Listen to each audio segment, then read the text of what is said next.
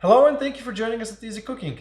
Today I'm going to make a very traditional Bulgarian dessert that my family loves and I try to make at least a few times a year, and it's extremely healthy actually. The dessert is made with a type of wheat called Farro wheat. Hope I'm pronouncing it okay in English, but if you look it up, most of the stores carry it, and it's very good when you make it with some cinnamon, some sugar, and a couple of other ingredients in there. Before we get started, I'd like to obviously show what ingredients we need, and then we can get going with our dessert. And I'm sure that all of you that try it will like it quite a bit. Let's see what we need. Pearled farro, which is just a type of wheat. Sugar, chopped walnuts, cinnamon, vanilla, raisins, and a little bit of butter. Now that we've seen our ingredients, we can get started. First of all, before you get your wheat inside your water, make sure to rinse it well. I've already rinsed mine. I did a couple of rinses for it just to get some of the starch out, some of the dust off of it.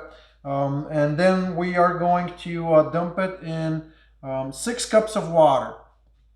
We want to make sure the ratio of our wheat to water is 1 to 3. I am making 2 cups of wheat today, so we're doing 6 cups of water. We're just going to throw it in there. And once we do that, we'll put it on the stove. We'll put it on high heat. Let that start boiling. I want to make sure I get all of it in there. I don't want to waste any or lose any. But not too high heat because you don't want to burn it. So it'll be medium high heat, bring it to a boil, and then it's going to boil for about 15 to 30 minutes. I'll let you know how long it's been once mine cooks. You want it to crack. You know it's cooked when it's cracked open and it's soft. You can get a little bit with a spoon to try it just to make sure it's soft enough. You don't want it to be crunchy. You also don't want it to be overcooked because then it gets just mushy. It's kind of like rice. It's a fine balance between undercooking it and overcooking it. Again, I'll tell you how long it's been once it's done. A good way to tell is by seeing that it's cracked open and trying a little bit with a spoon to see if it's good enough. So we'll put it over here. We'll start our stove on medium high.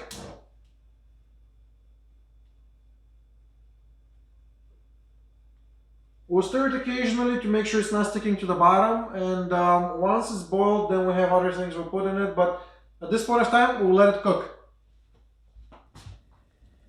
Now that we're boiling, I'll give it another stir, and I'll turn the heat to medium-low, or low-medium, whatever you want to call it. So we'll turn the heat down a little bit. We'll cook it until the water boils out for the most part. Again, I'll keep an eye on it and I'll let you know how long it's been.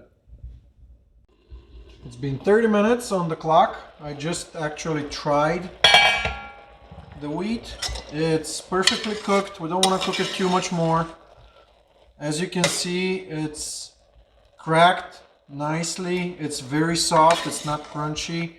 You don't want it too soft though. It's I guess the perfect combination would be a nice softness to still a little bit of crunchiness in there, but if you've had it before, you know exactly what I'm talking about.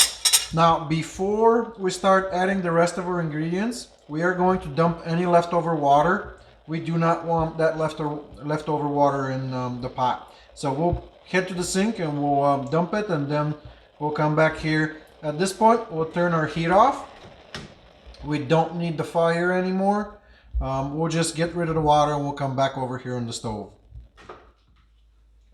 Now my pot is a little hot, so I'm going to use my oven mitts. What we do is I usually use my lid. I come over here and I just leave a little crack, and then I'll dump all the juices. There's not much left, but we really don't want it in the pot. Just be careful not to lose any of your wheat.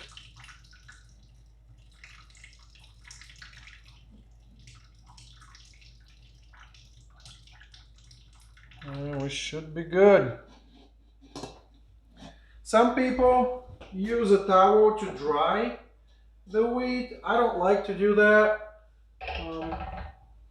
I prefer it still a little wet. It's a little easier that way too. Now that we've dumped all the water, we can move on to adding the rest of our ingredients. Now, not everyone does this. I like to add 1 tablespoon of butter. It melts well in the heat. We do that while our wheat is still warm. We add our sugar. We're gonna stir that well. We want that sugar and the butter to melt. Again, the butter, not everyone does. I like it personally. It helps melt the sugar and gives it a little flavor too.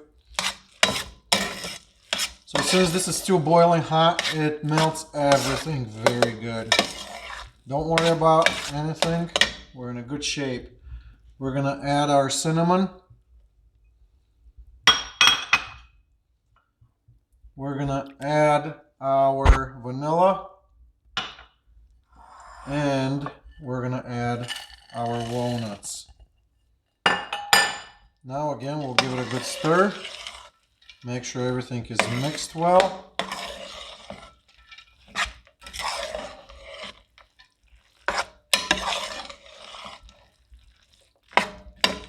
Smells so good. I wish you guys could smell it, but it smells heavenly in here. The wheat and the sugar and the cinnamon, it's just amazing. And at the very end, we're gonna add our raisins. I'm using one of my hands to hold the camera, so it's a little hard. Okay, there we go. I don't like to use too much raisin. I use it for flavor mainly. But I'll put on the recipe how much you can put minimum and maximum in there, so you're not going overboard with it.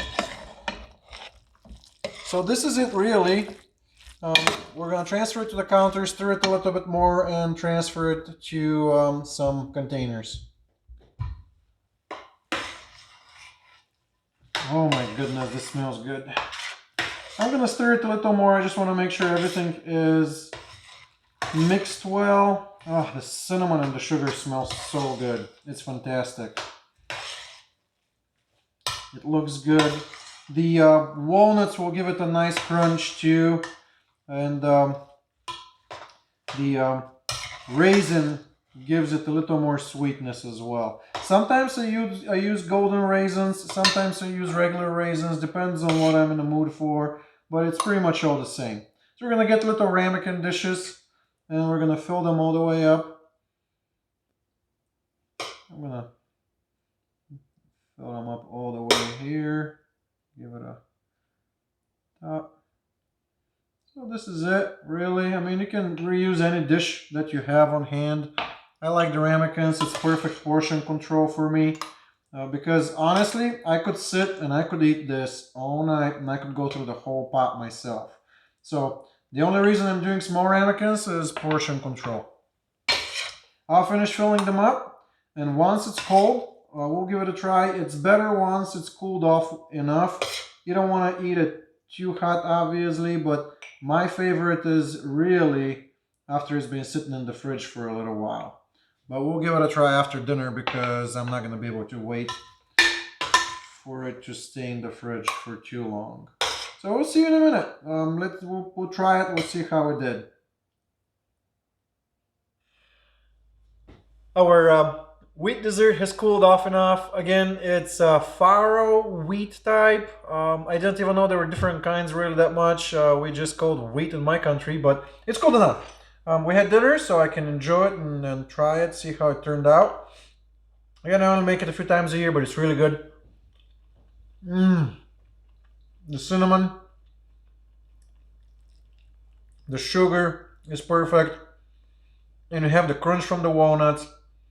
It's just amazing. It's imagine eating a cinnamon roll, but instead of the gooey dough, you're using wheat, which is a little healthier, I would imagine, and eating it this way.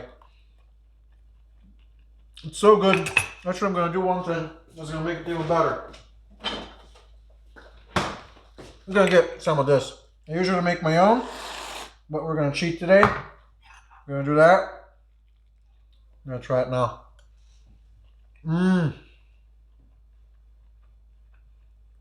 This is insane. I hope you guys try it. It's one of my favorite desserts. It's very good.